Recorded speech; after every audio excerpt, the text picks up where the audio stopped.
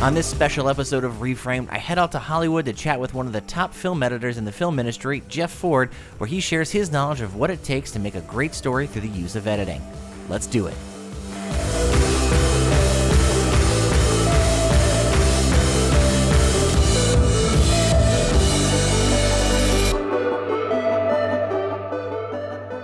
Editing is one of the most powerful things we can do as filmmakers and photographers to help tell a more concise and poignant story. Whether you're using still images or motion video, editing is everywhere around us, even on platforms as simple as Instagram and TikTok. The idea of combining two different clips of video together is in fact an edit. Today I sit down with Jeff Ford, whose work I've guaranteed you've seen before, as he shares his knowledge and experience as a professional film editor. I've had an incredible career and I've gotten to work on a lot of movies over the years. I'm certainly most known for my work with Marvel Studios. I've done, I think, 11 films with them, including all of the Avengers movies, including Avengers Endgame. And most recently I did Spider-Man No Way Home with director John Watts. And so I'm most known for those films because they're incredibly popular. Everybody has seen them, right? No. So who's seen a Marvel? I'm very proud of them. I mean, I really am proud of the work that we did on those movies, and it's been a lot of fun. What would you define as the job of the editor? I think that a lot of what we do is you are looking for the good things and you're trying to eliminate the bad things. And by good and bad, I mean what parts of the footage are telling the story. That's good. What parts aren't telling the story, those are bad. So you're trying to find the pieces that you've captured that tell the story.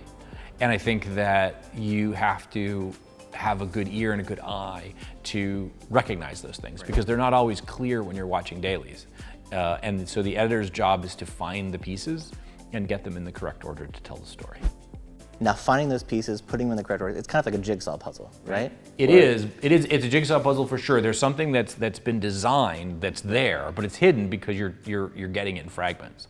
Right. But there's also it's also a piece of music in many ways. So there's a rhythm and a melody to what you're putting together that you have to find. Okay. And it's very much like composing a piece of music in that there are given notes, but how those notes are arranged, their pitch, their order, their timing affects how you feel about something. So you can have the same notes that make you feel sad and the same notes that make you feel happy. It's just a question of how you organize them. Editing is cinematic expression because you're taking something that really doesn't exist in any other form. Theater is theater, painting is the visual arts, music is music. Now combine all those things together and now you have something that's really combining all the great art forms. And by doing that, you can make juxtapositions that create meaning. So playing a particular piece of music against a scene will create a certain tone. Eliminating the sound during the scene and focusing only on the visuals will create a certain tone for the audience. And there's a lot of techniques that we have that allow us to create tone and feeling and emotion for the audience. But they're like music, there's new ways to combine them and there's like an infinite number of ways to use those techniques. So even though the form has been, we've seen a lot of those different techniques, you can draw upon them and come up with new and more interesting effects each time depending on the story that you're trying to tell. But I think the juxtaposition of color, of acting, of music, of sound design, all those things combined, and then add to that the sense of pace and rhythm that's inherent in any dramatic piece. Those things collected together are what create tone and drama.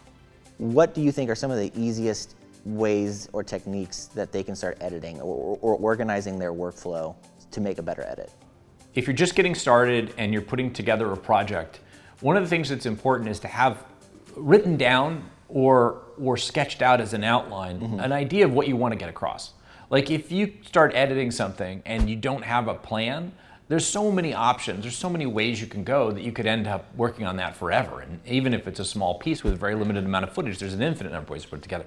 But if you have a plan with a structure, with a beginning, middle, and end structure, and you can try to start to work toward that as you're making your piece, that's a huge benefit. It's like having a screenplay, and I think it's important to have that written down. Even if it's an outline, it doesn't have to be a script, but just a general what is Act 1, Act 2, and Act 3. And then from there, the other thing to keep in mind is think about the audience when you're cutting. Think about what you're trying to get across and what you need to show them or what they need to hear. If you have audio that's inaudible, they're not going to be able to understand it. You can't use it unless you replace it. If you have visuals that are too dark, then they're not going to be very helpful. You have to have clear imagery and clear sound. That has to meet a basic minimum before you can introduce it into your piece, or else you're going to be, you might be the only person that understands it.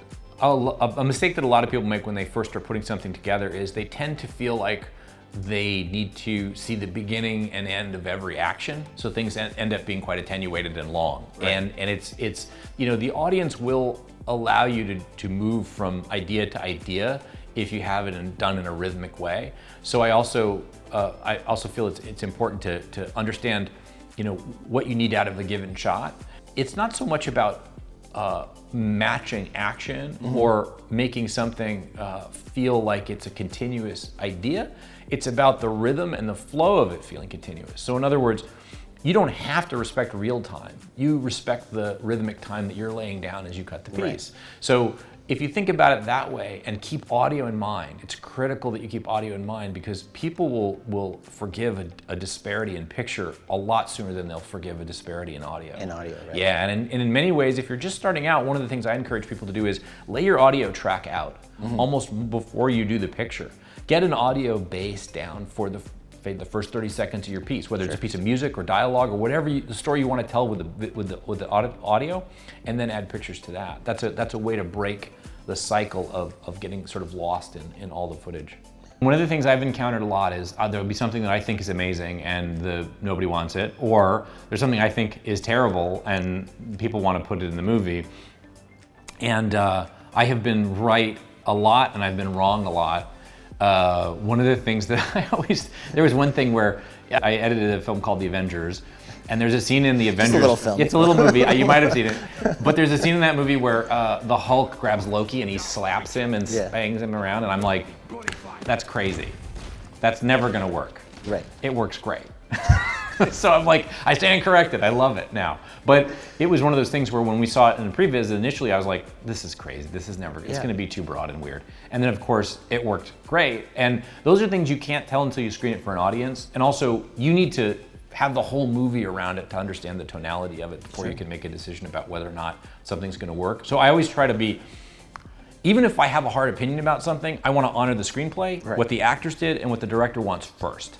Then bring your opinion in later, because they need you to help them get there. And if you are short-circuiting their plan along the way, they're gonna be lost. And you can't do that to somebody. You are there to serve the director, unless you're the director, in which case you need someone to help you, because it's really important to have another person in the room, a co-pilot, to say, don't cut that yet. It's really good, it's gonna play. Or, we have to lose this because it does X, Y, and Z to the story. Nowadays, you can start cutting at home on a system that is equal to what I use at work. So it really doesn't take much for you to get started. And I say to people, if there's something you love doing, do it and just keep doing it. The more you do it, the more you'll meet people who like you who do it, the more you'll create a group of people that you can depend on and collaborate with. And slowly, everybody will help each other into the business. Because at some point, if you're doing it for a living, all my jobs have been jobs that I got through networking, but while I was working. In other words, if you're working, even at a low level, you will slowly meet people. I want to thank Jeff for sharing his experiences as an editor, and I hope you join me on the next Reframed. Thanks for watching.